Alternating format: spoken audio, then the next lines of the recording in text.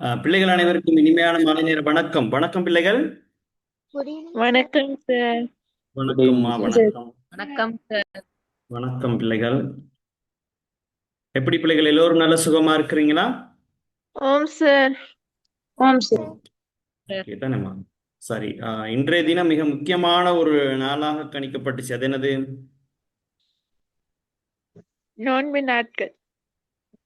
சரிம்மா, நோன்பு நாட்கள் இன்னைக்கு இருக்குது. சோதனை பிள்ளைகளாகவே நாங்க என்ன செய்றோம்? வகுப்பினுடைய நேர சூழ்ச்சியில் பெரிய ஒரு மாற்றம் ஒன்று இருக்குது. ஒவ்வொரு நாளும் உங்களுக்கு 7 மணிக்கு தான் வகுப்புகள் நடைபெறுது. அதற்கேற்றாற் போல் தயாராகிக் கொள்ளுங்க பிள்ளைகள். சோதனை பிள்ளைகள் அந்த ஒரு விடயத்தை ஞாபகப்படுத்துறதோட அதோட இன்னொரு விடயத்தையும் சொல்லணும். இன்றைய தினம் உங்களுடைய சீனியர் வகுப்புகளுக்கு தமிழ் பாடம் நடைபெற்றுச்சு. கல்வி பொது தராதர சாதாரண பரீட்சையில். சரியா பிள்ளைகள்? ஓகேவா? Okay sir. இப்போ பரீட்சை எழுதின பிள்ளைகள் எல்லாம் சந்தோஷமா கால் பண்ணியிருந்தாங்க. அது ரொம்ப சந்தோஷமா இருக்கு. நாங்க எதிர்பார்த்த வினாக்கள் வந்திருந்த அதே சந்தர்ப்பத்தில் நாங்கள் படித்த பகுதிகள் பெரும்பாலுமே இருந்தது. அது சந்தோஷமான ஒரு விடயமா இருந்தது. சாதனை பிள்ளைகள் அதே மாதிரிக்கு உங்களுக்கும் அவ்வாறான ஒரு சந்தர்ப்பம் கிடைக்கணும் அப்படின்னு சொல்லிட்டு எல்லாம் வல்ல இறைவனை பிரார்த்தித்துக் கொள்வதோடு நாங்கள் இன்றைய நாள் வகுப்புக்குள்ள செல்றோம். சாதனை பிள்ளைகள், நான் கடந்த வகுப்புல பிள்ளைகளுக்கு லட்சியமும் சமநோக்கும் என்கின்ற கட்டுரையை முழுமையா வாசிச்சு விளங்கப்படுத்தி இருந்தேன். ஆமாவா? ஓ சார். Om sir. அப்படி இந்த வகுப்புல சேர் சொல்லியிருந்தேன் உங்களுக்கு. அந்த பாடப்பகுதியில் இருக்கக்கூடிய செய்யுள்கள் அதெல்லாம் நாங்க விளங்கப்படுத்த போறோம் அப்படின்னு சொல்லியிருந்தேன். ஆமாவா? Om sir. சரி, இப்ப கவனிங்க பிள்ளைகள். லட்சியமும் சமநோக்கும். உலகம் இனிது நடைபெறுவதற்கும் மக்கள் உயர் நலம் உறுவதற்கும் லட்சியங்கள் கருவியாகின்றன.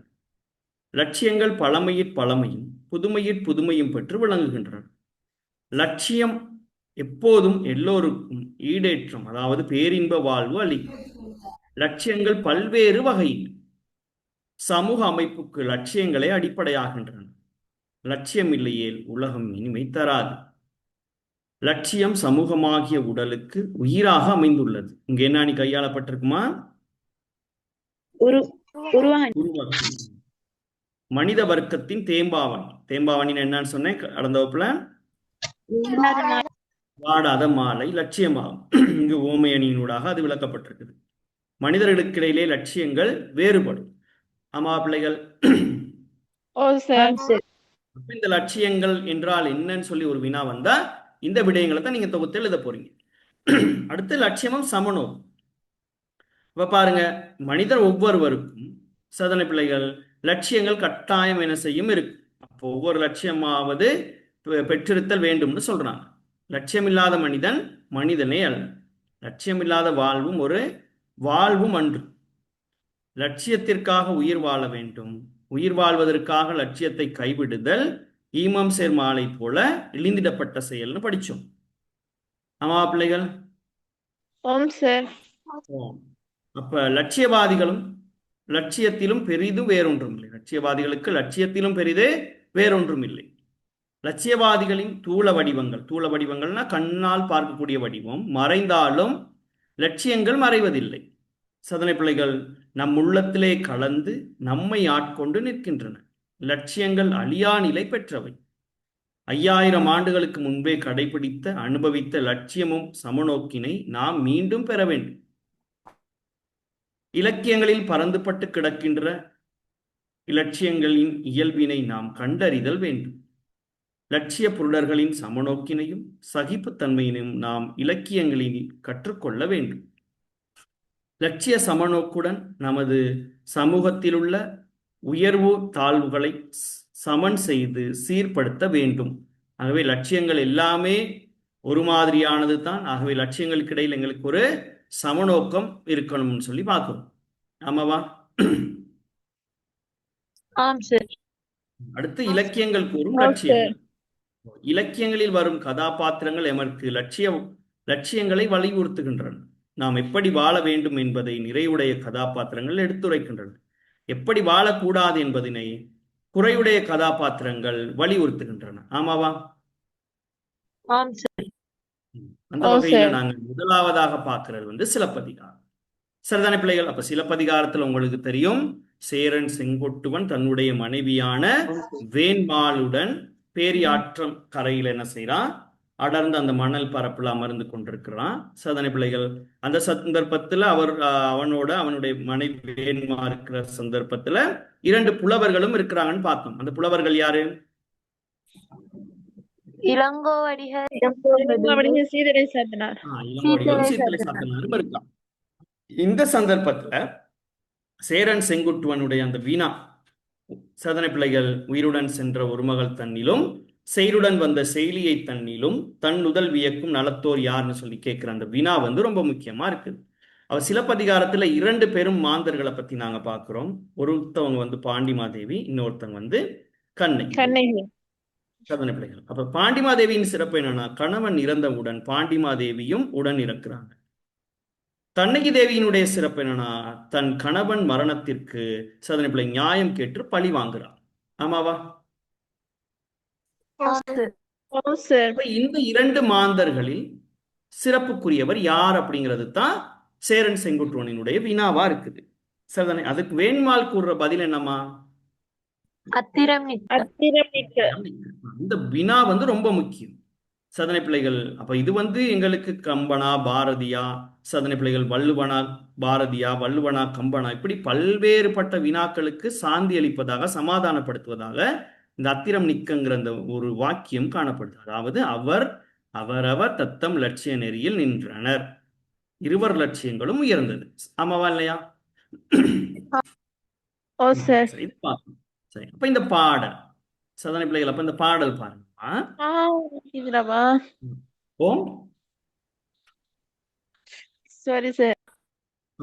உயிருடன் சாதனை பிள்ளைகள் உயிருடன் சென்ற ஒரு மகள் தன்னிலும் செயலுடன் வந்த செயலியை தன்னிலும் தன் முதல் வியக்கும் நலத்தோர் யார் தான் அந்த வினா. அதாவது இதனுடைய பொருள் பாருங்க. பாண்டிய மன்னன் இறந்ததும் உடனே உயிர் துறந்த பாண்டிமாதேவியிலும் கணவனான கோவலனை இழந்த கோபத்துடன் வந்த கண்ணகியிலும் தன் நெற்றி சுருங்கும் வகையில் வியந்து போற்றும் அளவிற்கு சிறப்புக்குரியவர் யார் அப்படிங்கிறது தான் அதனுடைய வினா. ஆமாவா? அப்ப என்ன பாருங்க, ஒரு மகள்ங்கிறது யாருங்க? பாண்டிமாதேவி. சென்ற ஒரு மகள். செயிர்னு சொன்ன என்னன்னு பாக்குறோம்? கோபம். சேயிலை அப்படின்னு சொன்னா கண்ணகி. சேயிலைனா யாரு? கண்ணகி. வியக்கும் அப்படின்னா போற்றும். நலத்தோர்னு சொன்னா சிறப்புக்குரியவர். சிறப்புகள். இதெல்லாம் ரொம்ப முக்கியமான விடயங்களா அது காணப்படுது. இந்த பாடல் அடியை தந்துட்டு உங்களுக்கு கேட்பாங்க, உயிருடன் சென்ற ஒரு மகள் யாருன்னு கேட்பாங்க. இங்கு செயிர் என்றால் என்ன, செய்கிலை என்பது யாரை குறிக்குது, சாதனை பிள்ளைகள் நுதல் என்றால் என்ன, இப்படி பல வினாக்கள் என்ன செய்யும் இதுல இருந்து வரும். இவ்வாறான வினாக்களுக்கு பிள்ளைகளுக்கு விடையளிக்க முடியுமா? அப்ப சிலப்பதிகாரத்தை வைத்து இலட்சியமும் சமநோக்கும் பாடத்துல இதை தொடர்புபடுத்தி எழுத முடியுமா?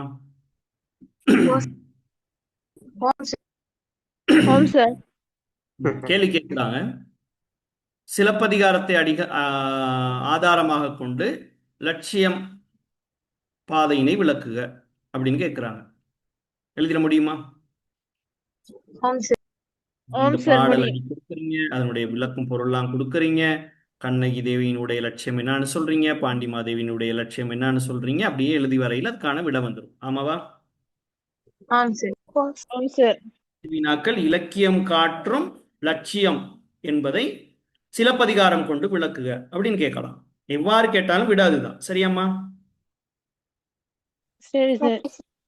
அடுத்து நாங்க 2வதா பார்க்க போற சாதனை பிள்ளைகள் இலக்கியம் எது அப்படின்னு சொன்னா மகாபாரதம். மகாபாரதத்துல நாங்க 2 பேரை பத்தி படிப்போம். ஒருத்தர் யாருன்னு சொன்னா அர்ஜுனன், இன்னொருத்தர் யாருன்னு சொன்னா தர்மர். சாதனை பிள்ளைகள். அப்ப அர்ஜுனன் எப்படிப்பட்டவன்னா, லட்சியத்தை காப்பதற்காக உயிரை விடலாம், உயிரை காப்பதற்காக லட்சியத்தை கைவிடக்கூடாது, மாண்பு கடவாத மானம் உயிரை துறந்தாவது மானத்தை காக்க வேண்டும் அப்படிங்கிறது தான் அர்ஜுனனினுடைய லட்சியமா காணப்படுது. ஆமாவா? தர்மன் அவர் எப்படிப்பட்டவர்னா, சாதாரண பிள்ளைகள் தர்மத்தின் வழி, அதாவது அறத்தின் வழி நின்றவர், நாய்க்கு கிடைக்காத சொர்க்கம் தனக்கு வேண்டாம் அப்படின்னு சொல்லிட்டு முக்தி உலகையே புறக்கணித்தவரா அவர் காணப்படுறார். ஆமாவா? சதன பிள்ளைகள். ஆகவே மகாபாரதத்திலையும் இருவரை பத்தி பார்க்கிறோம். ஒருத்தர் அர்ச்சுனன், சதன பிள்ளைகள், அடுத்து தர்மன், சதனை. இப்ப இதுல நாங்க அர்ச்சுனனுடைய சதன பிள்ளைகள் அந்த லட்சியம் என்ன, அந்த பாடல் என்னத்தை பத்தி சொல்லுதுன்னு பாருங்க. ஊனமேயான ஊனிடை இருக்கும் உயிரினை துறந்து ஒன் பூணாம் மானமே புறப்ப அவரிமேல் எவருக்கும் வரிசையும் தேற்றமும் மரபும். இப்ப இதனுடைய இந்த பாடலின் பொருளை பாருங்க பிள்ளைகள். உடல் உறுப்புகளான தசையின் உள்ளே மறைந்திருக்கும் உயிரை துறந்தாவது அழகிய ஆபரணமான மானத்தை காப்பதே உலகில் வாழும் எல்லோருக்கும் முறைமையும் குடிப்பிறப்பும் மரபும் ஆகும். ஊனம்னு சொன்னா உடல் குறைபாடு, ஊன்னு சொன்னா தசை. சதனை பிள்ளைகள். ஒன் பூணாம் அப்படின்னா அழகிய, அழகு. பூன்னு சொன்னா ஆபரணம், புறப்பன்னு சொன்னா காத்தல், அவனினா உலகம், வரிசைனா முறை, தேற்றம்னா குலமரபு, மரபுனா பழக்கம்.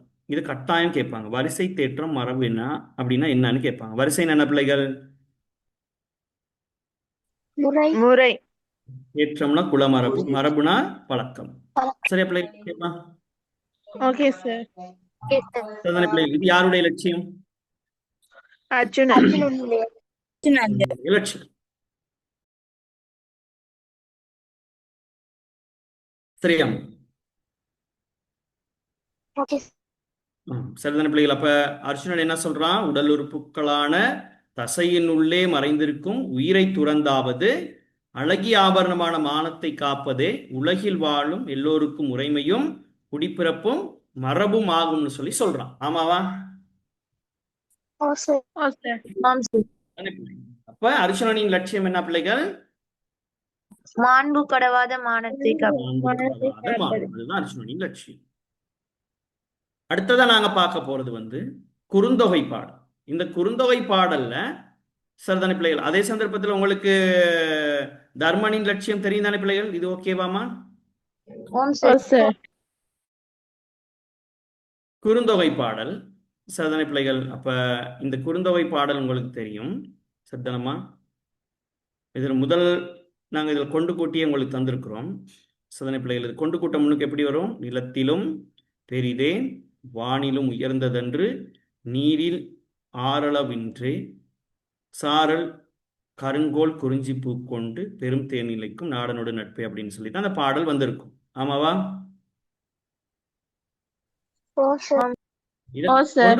முதல்ல வரப்போறது சாரல் கருங்கோல் குறிஞ்சி பூ கொண்டு அப்படின்னா மலை சாரல்களில் கரிய தண்டுகளை உடைய குறிஞ்சி மலர்களில்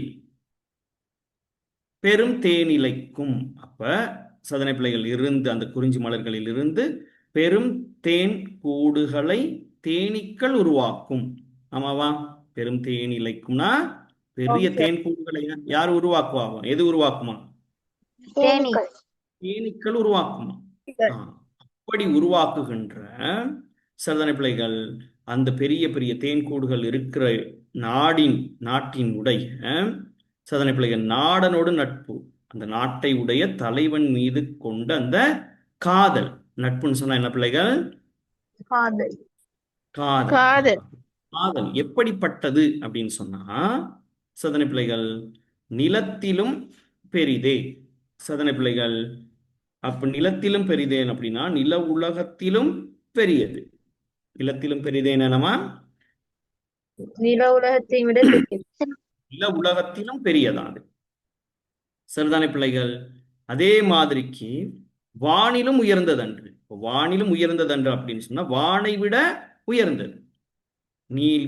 நீரிலும் ஆறளவு இன்றி அப்படின்னு சொன்னா கடல் நீரின் ஆழத்தை விடவும் ஆழமானது. சாரல்னு சொன்னா மலைச்சாரல், ஆறளவுன்னு சொன்னா ஆழம், கருங்கோல்னா கரிய தண்டு, இலைக்கும்னா உருவாக்கும், நட்புன்னு சொன்னாங்க என்ன பொருள்? காதல். சரியா பிள்ளைகள்? அப்ப இங்கு சங்க இலக்கியங்கள்ல ஒன்றான குறுந்தொகையில தலைவியினுடைய லட்சியம் இங்க என்ன செய்யப்பட்டிருக்கு? சொல்லப்பட்டிருக்குது. ஆமாவா? தலைவியினுடைய லட்சியம் என்னவா இருக்கு? தலைவன் மீது கொண்ட காதல். தலைவன் மீது கொண்ட காதல் தான் லட்சியமே, வேற ஒண்ணும் இல்லை. இப்ப பாருங்க, அது கூட என்னவா இருக்குது? ஒரு லட்சியமா நாங்க பாக்குறோம். அந்த அந்த காதல் எப்படிப்பட்டதுன்னு சொன்னா பிள்ளைகள், நில உலகத்திலும் பெரியதாம், வானை விடவும் உயர்ந்ததாம், கடல் நீரின் ஆழத்தை விடவும் ஆழமானது அப்படின்னு சொல்லிட்டு அந்த காதலின், அந்த உண்மை காதலினுடைய தன்மை இங்க என்ன செய்யப்பட்டிருக்கு, சொல்லப்பட்டிருக்கு. ஆமாவா?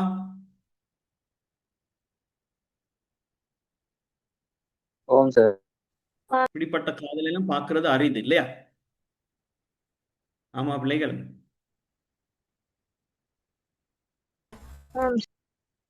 சரி. அப்ப நாங்க அடுத்ததா பார்க்க போறது வந்து அரிச்சந்திர புராணம். சரிதானே பிள்ளைகள்? அரிச்சந்திர அடுத்த இலக்கியம் என்னமா? அரிச்சந்திர புராணம். அரிச்சந்திர புராணத்தை எழுதியவர் யார்? லோகிதாஸ். வீர கவிராயர். ஹரிச்சந்திர புராணத்தை எழுதினது யாரு? வீர கவிராயர். அவருடைய இலக்கியம் தான் ஹரிச்சந்திர புராணம். சாதனை பிள்ளைகள், அப்ப இந்த பாடல் நாங்க இப்போ எங்களுடைய பாடப்பகுதியில் இருக்கிறது வந்து இளந்தனம், பாலன இளந்தனம் படைப்போமா? சார் லோகிதாஸ்ன்றவர் யாரு? லோகிதாசன் சொல்றது வந்து ஹரிச்சந்திரனின் மகன் தான் லோகிதாசன். Okay sir. பதி இளந்தனம், பதின்னு சொல்றது வந்து நாடு. பதின்னு என்னமா? நாடு. பதி இளந்தனம்னா நாடு இழந்தோம். பாலனை இளந்தனம், பாலனைன்னு சொன்னா மகனான லோகிதாசனையும் இழந்தோம். படைத்த நிதி இழந்தனம் அப்படின்னா தேடிய செல்வங்களை இழந்தோம், தேடிய செல்வங்கள் அனைத்தையும் இழந்தோம். இனி நமக்கு உள்ளதென நினைக்கும், அப்ப இனி நமக்கு உள்ளது என நினைக்கும் கதி இலக்கினும் அப்படின்னு சொன்னா முக்தி பேற்றை இழந்தாலும். கதின என்ன பிள்ளைகள்? முக்தி பேற்றை இலக்கினும். கட்டுரை இலக்கிலோம் அப்படின்னா உண்மை பேசுவதிலிருந்து தவற மாட்டோம் என்றான். என்று யார் சொல்றான்? ஹரிச்சந்திரன் சொல்றாரு. என்று யார் சொல்றான்? ஹரிச்சந்திரன் சொல்றான். சதனை பிள்ளைகள், அப்படி சொன்னதும் என்ன நடக்குது அப்படின்னு சொன்னா, சதனை பிள்ளைகள் மதி இழந்து அப்படின்னு சொன்னா, இப்ப விஸ்வாமித்திரர் தான் ஹரிச்சந்திரனை பொய் சொல்வதற்காக பல்வேறு சித்துக்களை செய்கிறார். அப்படி சொன்னதும் இதனை கேட்ட விஸ்வாமித்திரர், மதின்னு சொன்னா அறிவு, அறிவினை இழந்து தன் வாயிழந்து வாய்மொழியையும் இழந்து அருந்தவன் மறைந்தான். சதனை பிள்ளைகள், அப்ப அந்த இடத்துல இருந்து விஸ்வாமித்திரர் என்ன செய்யறாரு? மறைந்துடுறாருன்னு சொல்லி சொல்றாங்க. அந்த இடத்துல இருந்து போயிடுறாரு. அப்ப எவ்வாறாவது ஹரிச்சந்திரனை பொய் சொல்ல வைக்கணுங்கிறது தான் அவருடைய எண்ணம். சதனை பிள்ளைகள், அதற்காக என்ன நடக்குதுன்னா பல்வேறு சூழ்ச்சிகள் எல்லாம் செய்யறாங்க. ஆனா எதுலையுமே என்ன செய்யல விஸ்வாமித்திரனுடைய அந்த சூழ்ச்சிகளுக்கெல்லாம் அஞ்சியோ அல்லது பயந்தோ சதனை பிள்ளைகள் ஹரிச்சந்திரன் எந்த ஒரு இடத்துலயுமே பொய் சொல்ல. அதனால என்ன செய்யறாரு? நாடை இழந்துடுறாரு, மகன் லோகிதாசன் இழந்துடுறாரு, தேடிய செல்வங்களை இழந்துடுறாரு. அவருக்கு இருக்கக்கூடிய இறுதியாக இருக்கக்கூடியது ஒரே ஒரு விஷயம் தான், முக்தி, இன்பம். அதை இழந்தாலும் உண்மை பேசுவதிலிருந்து என்ன செய்ய மாட்டோம்னு சொல்றாரு? தவற மாட்டோம்னு சொல்லி சொல்றாரு. சரியாம்மா? Okay sir. இப்ப இங்க கவனிக்கிறோம். பதின என்ன பிள்ளைகள்? நாடு. நாடு. பாலன்னு சொன்னா மகன் லோகிதாஸ். நிதின்னு சொன்னா சொத்து செல்வம். சொத்து செல்வம். கதின்னு சொன்னா வீடு பேரு அல்லது முக்தி. கட்டுரைன்னு சொன்னா உண்மை பேசுதல். மதின்னு சொன்னா அறிவு. அறிவு அல்லது புத்தி அப்படின்னு சொல்லி நம்ம சொல்லலாம். வாய்ன்னு சொன்னா வாய்மொழி. அருந்தவன் சொல்றது யார? விஸ்வாமித்திரர். பாடல் சார் பதி என்பதற்கு வந்து மனைவிண்டும் பொருள் வரும் தானே சார்? பதின்னு சொன்னா கணவன் பொருள் வரும். பதினா என்ன பொருள் வரும்?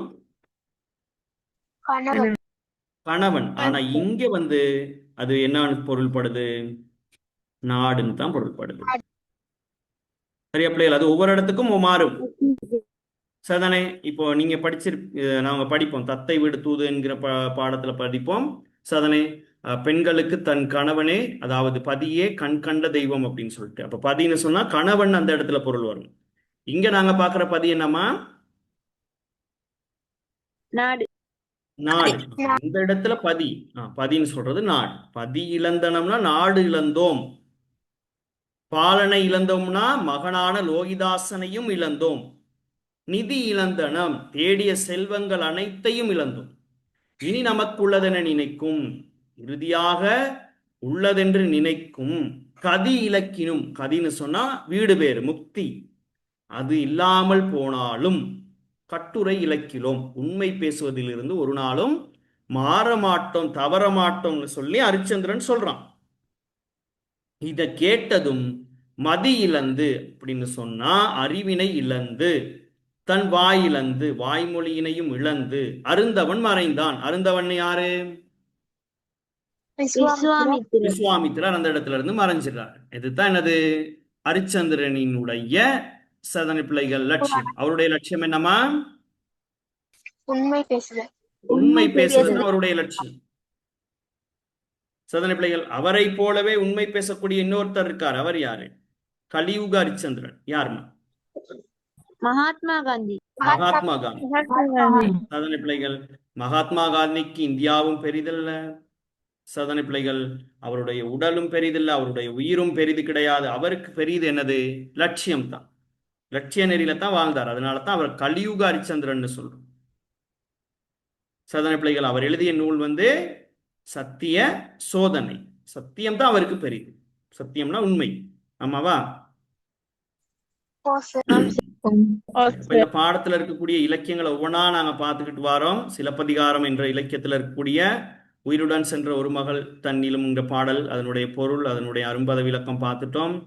அடுத்து மகாபாரதம். மகாபாரதத்தினுடைய அர்ஜுனனின் லட்சியமான மாண்பு கடவாத மானத்துக்கு உதாரணமாக இருக்கக்கூடிய பாடலான ஊனமையான ஊனிடை இருக்கும் அந்த பாடல், அந்த பாடலின் பொருள், அதற்குரிய அரும்பத விளக்கம் எல்லாம் பார்த்துட்டோம். அடுத்து குறுந்தொகை பாடல்ல தலைவியினுடைய லட்சியத்தை காட்டும் நிலத்திலும் பெரிது என்கின்ற இந்த பாடலினுடைய பொருள், அதனுடைய அரும்பத விளக்கம், இதெல்லாம் பார்த்துட்டோம். அடுத்து அரிச்சந்திர புராணம், வீரக்கவிராயருடைய அரிச்சந்திர புராணத்துல அரிச்சந்திரனின் லட்சியம் என்ன, சரதனை பிள்ளைகள் இந்த பாடலின் பொருள் என்ன, இதுல இருக்கக்கூடிய அரும்பதங்கள் எல்லாமே நாங்க பார்த்துட்டோம். ஓகேவா? சரி, இது எழுத தேவையில்லையா? ஓகே. எழுதுற அளவுல எங்களுக்கு இன்னைக்கு நேரம் இருக்காது. என்னம்மா? ஒரு வேலை செய்வோம், குரூப்ல போட்டுடுங்க. ஸ்கிரீன்ஷாட் எடுப்போமா?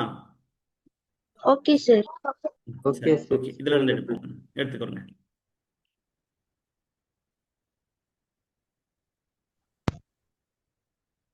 Okay sir.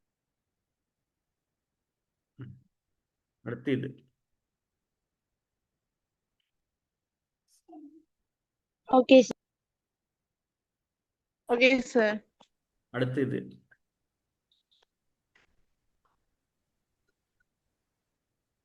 Okay okay sir. Sir.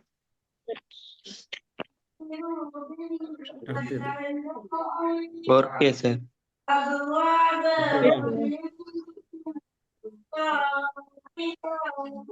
ஆஜாரா வீட்டுல இருந்தா சத்தம் வந்து கொண்டிருக்கு. Okay sir.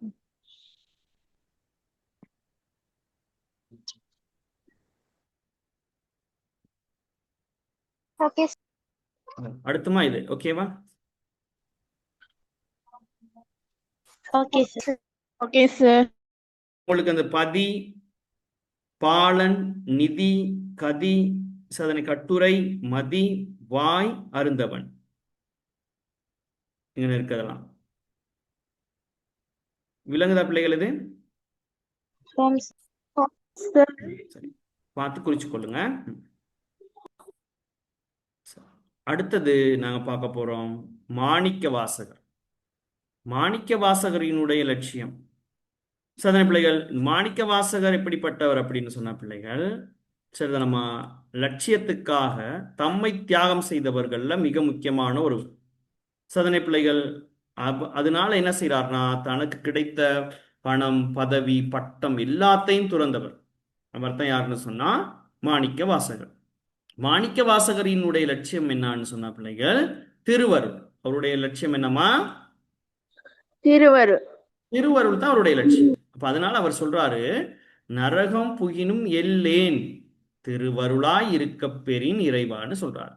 அப்படின்னா நரகம் செல்ல வேண்டி ஏற்பட்டாலும் வருந்த மாட்டேன், அச்சப்பட மாட்டேன் இறைவா, அங்கும் உன் திருவருள் இருக்க பெற்றால் போதுமானது. நரகம் போறதுக்கும் எனக்கு பிரச்சனை கிடையாது, பயப்பட மாட்டேன். எனக்கு என்ன வேணும்? உன் திருவருள். உன்னுடைய திருவருள் இருந்தா போதும் எனக்கு, அப்படிங்கிறது தான் இங்க அவருடைய லட்சியம். சரிதானே பிள்ளைகள்? ஓகேவாம்மா? Okay sir. ஓகே. அடுத்து இன்னொருவருடைய லட்சியம். இவர் யாருன்னு சொன்னா தசரதர்.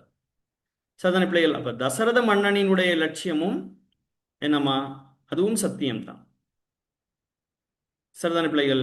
சத்தியத்துக்காக தன்னுடைய உயிரையே நிறுத்திக் கொண்டவரா இருக்கார் தசரதன். இவருடைய லட்சியம் என்னன்னா, இரண்டுமே லட்சியங்கள் இவருடையது. ரெண்டு லட்சியங்களுக்கு இடையில இவர் என்ன செய்யறாரு? ஊசலாடுறார். ஒன்று என்னன்னா அரசியல் கொள்கை, ரெண்டாவது என்னன்னா சத்திய வாக்கு.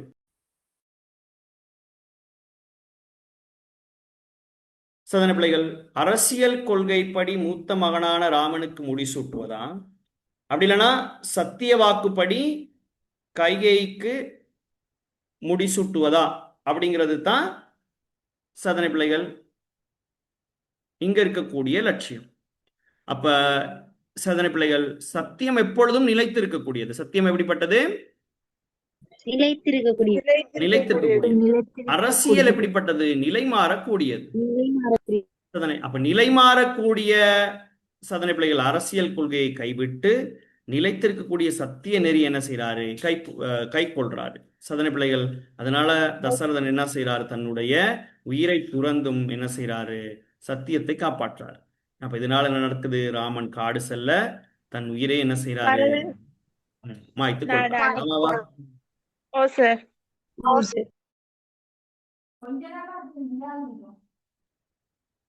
சரியா பிள்ளைகள்? இது ஓகேவாமா தசரதனினுடைய லட்சியம்?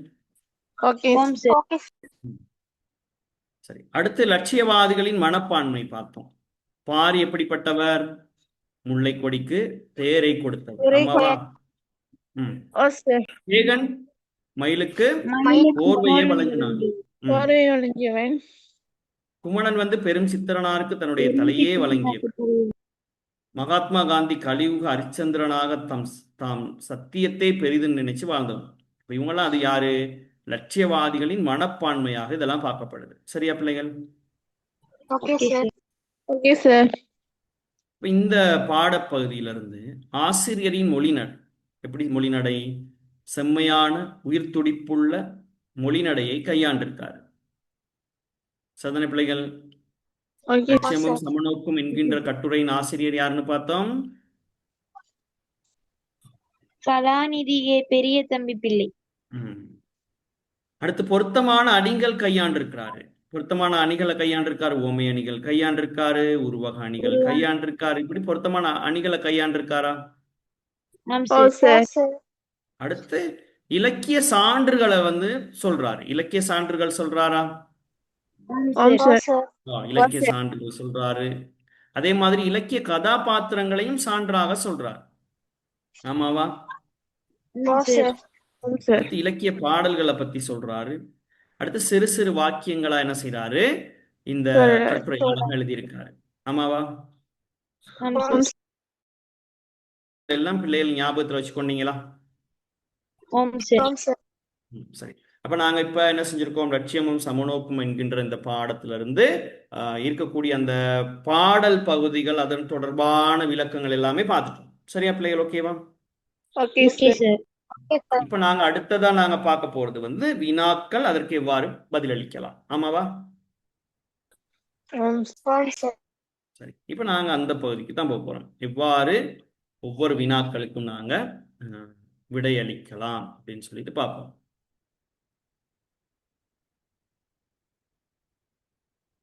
சரி பிள்ளைகள், இப்ப இங்க சேர் பல்வேறு வினாக்கள் சிலது காட்டுறேன் பாருங்க. லட்சியமும் சமநோக்கும் என்ற கட்டுரையை எழுதியவர் யார்? ஏ பெரிய ஏ தம்பி பெரிய பிள்ளை. ஏ பெரிய தம்பி தனி மனிதனை நிலைக்கலனாக கொண்டு நல்லறங்களை வகுத்தோதியவர் யார்? மகாத்மா காந்தி. மகாத்மா காந்தி தனி மனிதனை நிலைக்கலனாக கொண்டு நல்லறங்களை வகுத்தோதியவர் யார்? வள்ளுவர் வள்ளுவர். வள்ளுவர். வள்ளுவர் செயிருடன் வந்த சேயிலை. இங்கு செயிர் என்பது கோபம் கோபம். சரி, இவ்வாறான வினாக்களுக்கு விடையளிக்க முடியுதா? ஓ சார். ஓம் சார் இது போன்ற வினாக்கள் உங்களுக்கு 15 வினாக்கள் இருக்குது. சரியாம்மா? இது போன்ற எத்தனை வினாக்கள் இருக்கு? 15 15. 16 சார். வினாக்கள் இருக்கு. சரியா பிள்ளைகள்? இந்த 15 வினாக்களும் ஒரு சந்தர்ப்பத்துல உங்களுக்கு சார் வந்து இந்த பாடத்துல அழகு பரீட்சைக்காக தாரேன். சரியா? Okay sir. ஓகே அந்த சந்தர்ப்பத்துல செய்வோம். சரி, இப்ப தொடர்பு படுத்தணும். சரியாம்மா? செயிர் எதோட தொடர்பு படுத்துவீங்க? கோபம். கோபம் கோபம். இந்த பயிற்சியை கொஞ்சம் வேகமா செய்து பாப்போமா? ஓகே சார் ஓகே செய்யுங்க பாப்போம். பிரபு.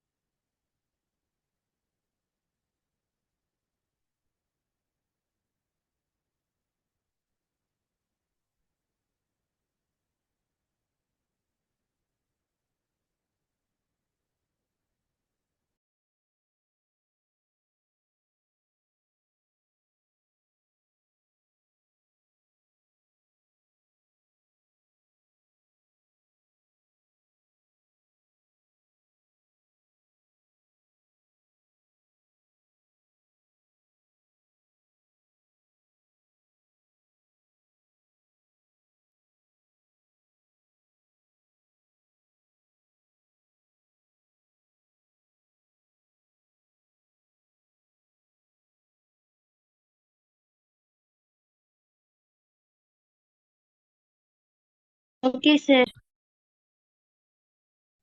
சரிதானே பிள்ளைகள்? இப்ப சொல்லுங்க. நாடன். நாடன் சார் கொஞ்சம் தந்தாங்க சார். குறிஞ்சி நில தலைவன். அப்படியா? ஓ சார். கட்டுரைனா? சத்தியம் ஐக்கியம். சத்தியம் சத்தியம் சத்தியம் சார். சாரல். மலை மலை. மலை. மலை சாரல். அபின்னம்னா? ஐக்கியம். அபின்னம்னா ஐக்கியம். நுதல்னா? நெற்றி. நெற்றி நெற்றி. சரிதானே பிள்ளைகள்? ஓகேவா? ஓம் சார் இவ்வாறு பொருத்தமா இருந்தா சரி போட்டுக்கொள்ளுங்க. இதுல முக்கியமாக நீங்க எல்லாமே இதுல ஞாபகத்துல வச்சிருக்க வேண்டிய விடயங்கள் தான். ஆமாவா?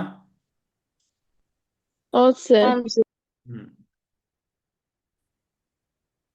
அடுத்து இளங்கோ அடிகள். இளங்கோ அடிகள் எதோட தொடர்பு பட்டவர்னு சொல்லுங்க. சிலப்பதிகாரம் சிலப்பதிகாரம் சீத்தலை சாத்தனார்? மணிமேகலை மணிமேகலை. வள்ளுவர்? திருக்குறள் திருக்குறள். இது தெரியும் தானே பிள்ளைகளுக்கு? ஓம் ஓ சார். இப்ப நாங்க லட்சியம் என்றால் என்ன அப்படின்னு சொல்லிட்டு ஒரு வினா கேட்டா என்ன பதில் சொல்லுவோம்? உலகம் இனிது நடைபெறும் நடைபெறுவதற்கும் மக்கள் உயிர் கூறுவதற்கு வாழ்வதற்கும் கருவியாக கருவியாக அமையும் அமையும் செயற்பாடு செயற்பாடு லட்சியம் லட்சியம். எனப்படும். ம். லட்சியமும் சமநோக்கும் கட்டுரையின் மைய கருத்து யாது? வாழும் சகலரும் இலட்சியத்தை கொண்டவராக இருக்க வேண்டும். கருத்தை இலட்சியத்தை கொண்டவராக இருக்க வேண்டும். எல்லா இலட்சியங்களும் சமமாக உடைய வேண்டும். எல்லா லட்சியங்களும் சமமாக உடையவையாக இரும் கருத்தையும் ஒரு இலை. ஆ, சார் இது இது எழுதணுமா சார்? வேகமா எழுதுவோமா? Okay sir. ஓகே. ம்.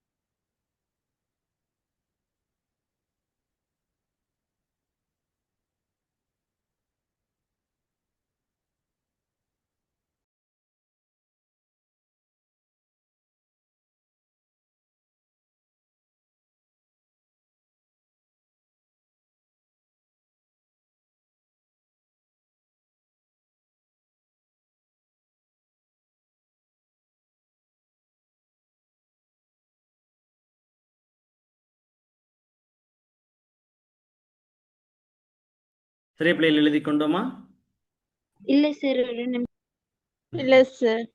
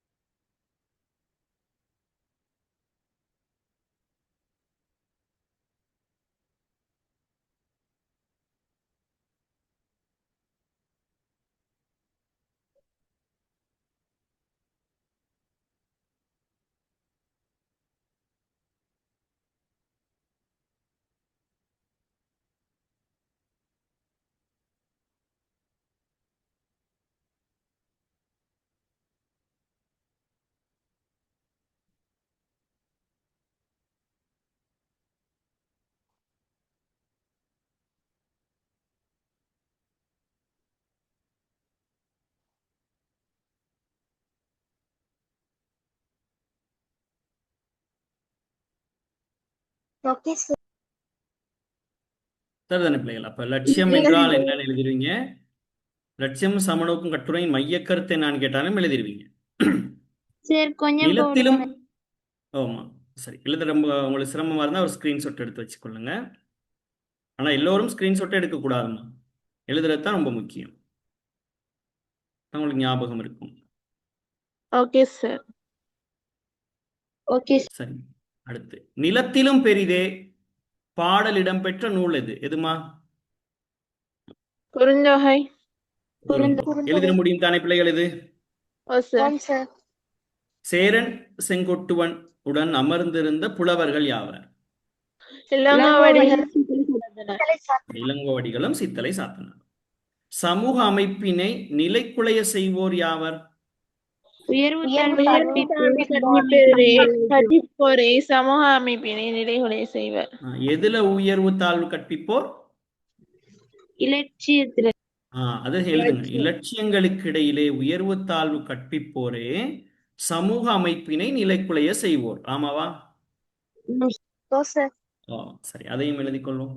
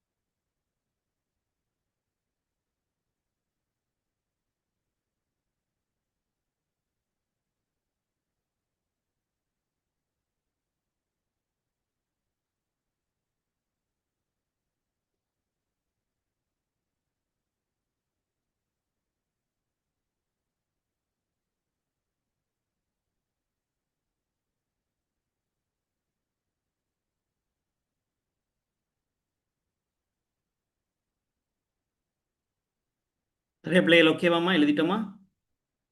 இல்ல சார். ஓகே.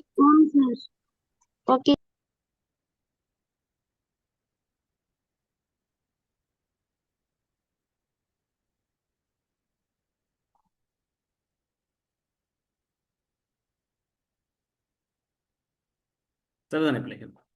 அடுத்துமா, லட்சியவாதிகளின் பண்புகள் எவைன்னு சொல்லி கேட்கிறாங்க. லட்சியவாதிகளின் பண்புகள் என்னம்மா? சார் சமநோக்கு. அஞ்சாவது போடுங்களேன். 5வது வினாமா, சமூக அமைப்பினை நிலைக்குலைய செய்வோர் யாவர் அப்படின்னு கேட்கிறாங்க.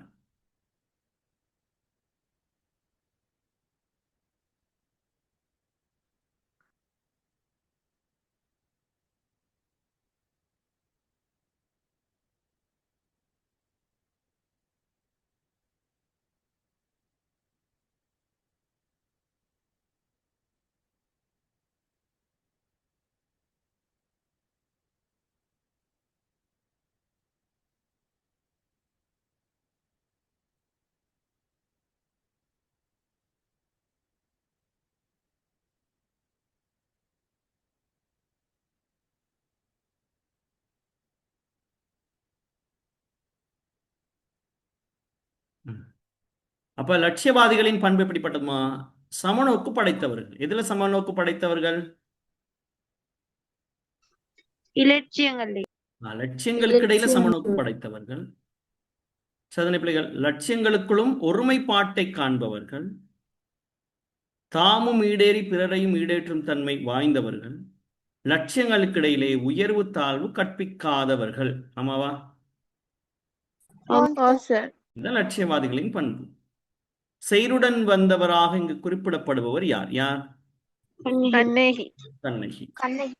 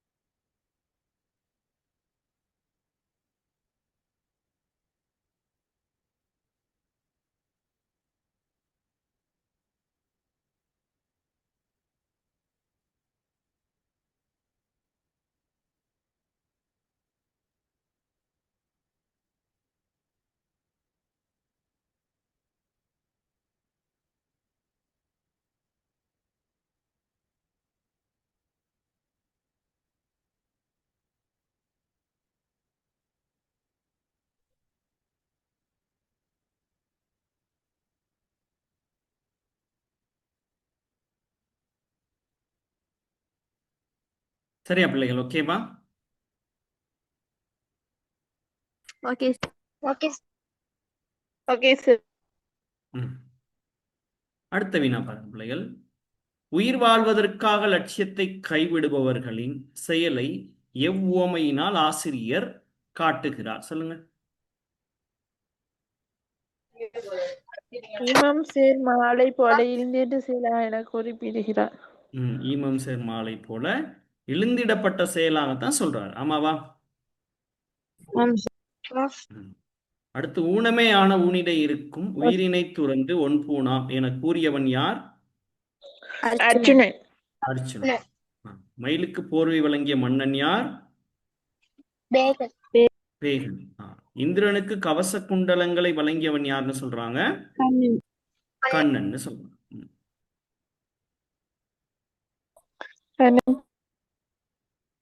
கொஞ்சம் வேகமா எழுதிக் கொள்வோம்.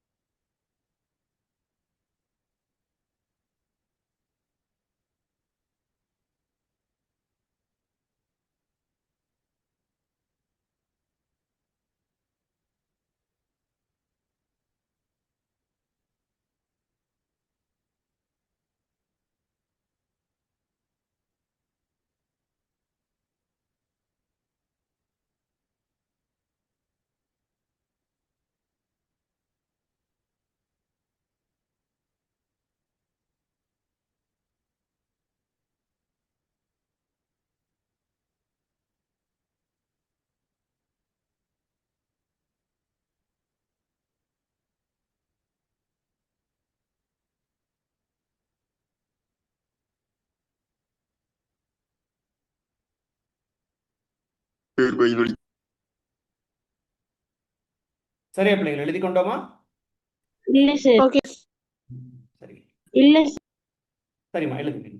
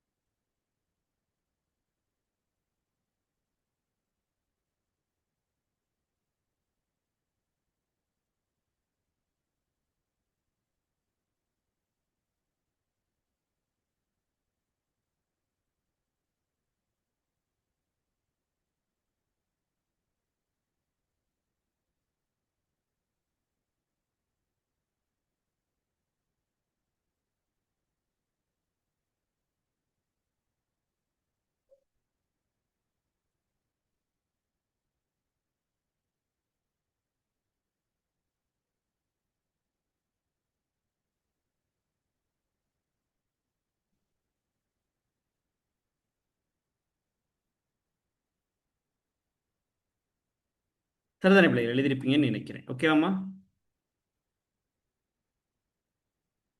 Okay sir. ம். ஓகே அடுத்து சத்தியதேவி என இக்கட்டுரையில் குறிப்பிடப்படுபவர் யார்? சந்திரமதி. சந்திரமதின்னு சொன்னா ஹரிச்சந்திரனினுடைய மனைவி. யாருமா? ஹரிச்சந்திரன். அப்ப சந்திரமதியின் கணவர் யார்? ஹரிச்சந்திரன். ஹரிச்சந்திரன். சாதாரண பிள்ளைகள் அதை ஞாபகத்தில் வச்சுக்கோங்க. அடுத்து கலியுக ஹரிச்சந்திரன் என அழைக்கப்படுபவர் வந்து மகாத்மா காந்தி. மகாத்மா காந்தி. மகாத்மா காந்தி. அறத்தினால் தனக்கு கிடைத்த முக்தியை கூட முக்தி இன்பத்தை துறந்தவர் யாருமா? தர்மர் தர்மர். தர்மர். தூள வடிவம் என்றால் என்ன? கண்ணுக்கு புலனாகும் வடிவம். புலனாகும் வடிவம் தான் தூள வடிவம். அதே மாதிரி சூக்கும வடிவம்னா கண்ணுக்கு புலனாகாத வடிவம் சூக்கும வடிவம். ஞாபகத்தில் வச்சுக்கொள்ளுங்க. ஓகே. ஓகே, எழுதிக் கொள்வோமா? Yes, sir.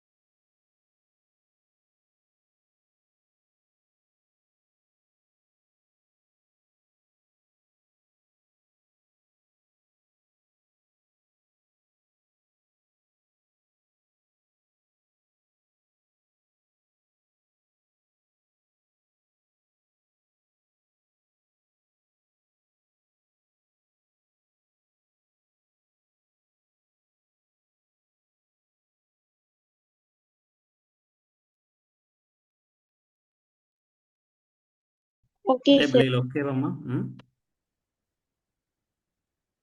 ஓகே சரியாம்மா. ஓகே. சூக்குமம் என்பதன் பொருள் என்னம்மா? பருப்பொருட்களின் நுண்ணிய வடிவம். நுண்ணிய வடிவத்தை எங்களால் பார்க்க முடியுமா? Eladu, sir. அரசியல் சத்தியம் என்ற 2 லட்சியங்களுக்குள் ஊசலாடிய மன்னன் யார்? Dasaratha. தசரதன். திருவருளை லட்சியமாக கொண்டு நின்று சோதனை பிள்ளைகள் பட்டம், பதவி, பணம் என்பவற்றை துறந்தவர் யார்? Manikavasagar. மார்க் வாசகர். திருவாசகம். லட்சியமற்ற வாழ்க்கையால் விளைவும் தீமைகள் எவை? தனி மனித தன்மனித லட்சியம் இன்றி லட்சியமும் உள்ள நல்ல சமூகம் எது? மீட்டர் அது லட்சியம் இல்லாவிடில் ஒருவர் பெற்ற அறிவு. ம். லட்சியம் இல்லாவிடின் ஒருவர் பெற்ற அறிவும் துன்பமாகும்னு சொல்லி சொல்றாங்க. அப்ப பண்பில்லாதவனுக்கு அவன் பெற்ற அறிவும் துன்பமாகும்னு சொல்றாங்க. என்ன பிள்ளைகள்? ஆமாவா? No, sir. சரி, அப்ப இதையும் எழுதிக் கொள்வோம்.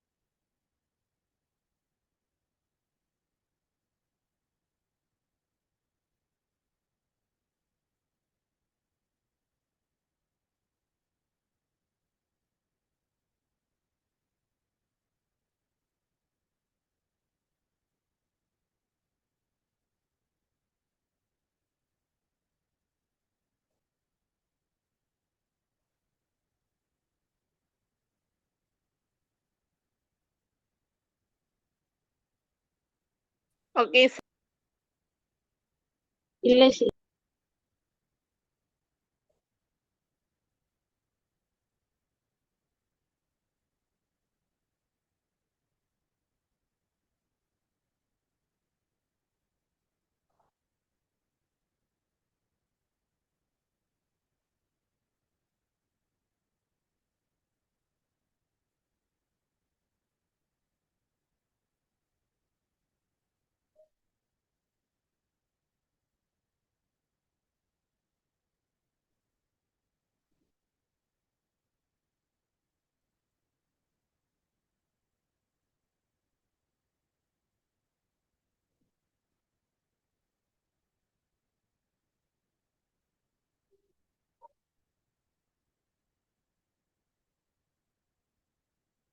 சரியா பிள்ளைகள்? ஓகேவாம்மா? இல்ல சார்.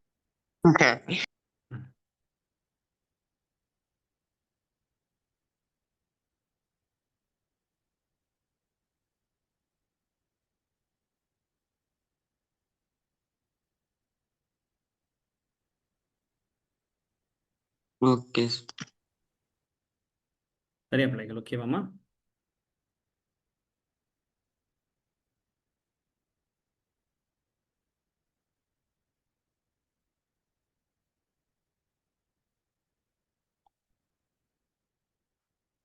எல்லோரும் எழுதி கொண்டீங்களா? குறிச்சு கொண்டீங்களா பிள்ளைகள்? ஓ சார். சரிதானே பிள்ளைகள்? ஓகேம்மா. அப்போ நாங்கள் இன்றைய தினம் என்ன செய்திருக்கோம்? சரிதானே பிள்ளைகள்? லட்சியம் சமநோக்கம் என்கின்ற பாடத்தினுடைய அதில் இருக்கக்கூடிய செய்யுள்கள் எல்லாமே எவ்வாறு அமைந்திருக்கு அப்படின்னு சொல்லி பார்த்தோம். அதனுடைய பொருள் பார்த்தோம். அதனுடைய அரும்பத விளக்கங்கள்லாம் பார்த்தோம். இதெல்லாம் பிள்ளைகளுக்கு ஓகே தானே பிள்ளைகள்? சரியாம்மா? ஓ சார். ஓகே தானே பிள்ளைகள்? அதே சந்தர்ப்பத்தில் நாங்கள் என்ன செய்தோம் அப்படின்னு சொன்னால், இதோடு தொடர்புடைய வினா பகுதியில் கிட்டத்தட்ட 20 வினாக்கள் தொடர்ச்சியாக பார்த்துட்டோம். சரியா? இந்த வினாக்கள் எப்படிப்பட்டதுன்னா பிள்ளைகள், குறு வினாக்கள். குறு வினாக்கள் அப்படின்னு சொல்லும் பொழுது பிள்ளைகள் தனித்தனியாக நாங்கள் எழுத போறோம். அதாவது பகுதி 3ல முதல் 10 வினாக்களுக்கு எவ்வாறு பதிலளிக்கலாங்கிறது இதுல இருக்குது. அதே போன்று அடுத்து 2ஆம் வினா தொகுதிக்கும் இதில் பதிலளிக்கக்கூடிய வகையில் இது காணப்படுது. சரிதானே பிள்ளைகள்? அதே சந்தர்ப்பத்தில் நாங்கள் அடுத்த வகுப்புல என்ன செய்ய போறோம் அப்படின்னு சொன்னா, கட்டமைப்பு வினாக்களுக்கு எவ்வாறு இந்த பாடத்துல இருந்து பதிலளிக்கலாம் அப்படின்னு சொல்லிட்டு அடுத்த வகுப்புல பார்க்க போறோம். ஓகேவா? Okay sir. சரிதானே பிள்ளைகள்? கட்டமைப்பு வினாக்களுக்கு எவ்வாறு பதிலளிக்கலாம்னு பார்க்குற அதே சந்தர்ப்பத்தில் நாங்கள் ஆரம்பத்திலே செயற்காட்டினேன் 15 வினாக்கள். 15 வினாக்கள் பல்வேறு வினாக்கள் இருக்குது. அந்த வினாக்களையும் நாங்கள் அடுத்த வகுப்புல செய்து பார்ப்போம். ஓகேவா? Okay sir. இது எங்க வரும் அப்படின்னு சொன்னா, பகுதி 1ல முதல் 5 வினாக்களுக்குள்ள வரப்போற வினாக்களாக அது காணப்படும். சோதனை பிள்ளைகள், அந்த வினாக்களையும் நாங்க அடுத்த வகுப்புல செய்து பார்ப்போம். அப்ப இன்றைய நாள் பாடம் நிறைவுக்கு வருது. அப்ப இன்றைய நாள் பாடம் பிள்ளைகளுக்கு தெளிவாக விளங்கினதா? ஓம் சார். சோதனை பிள்ளைகள் எல்லோரும் சொல்லணும், தெளிவா விளங்கினதா? ஓகே தானே? பாடம் பிள்ளைகளுக்கு பிரயோஜனமாக இருந்ததா? ஓ சார். தானே? சோதனை பிள்ளைகள், அடுத்த வினா என்னன்னு நினைக்கிறீங்க? பாடம் பிள்ளைகள் பிடிச்சிருந்ததா? ஓ சார். பிடிச்சிருந்ததா? போர் அடிச்சதா?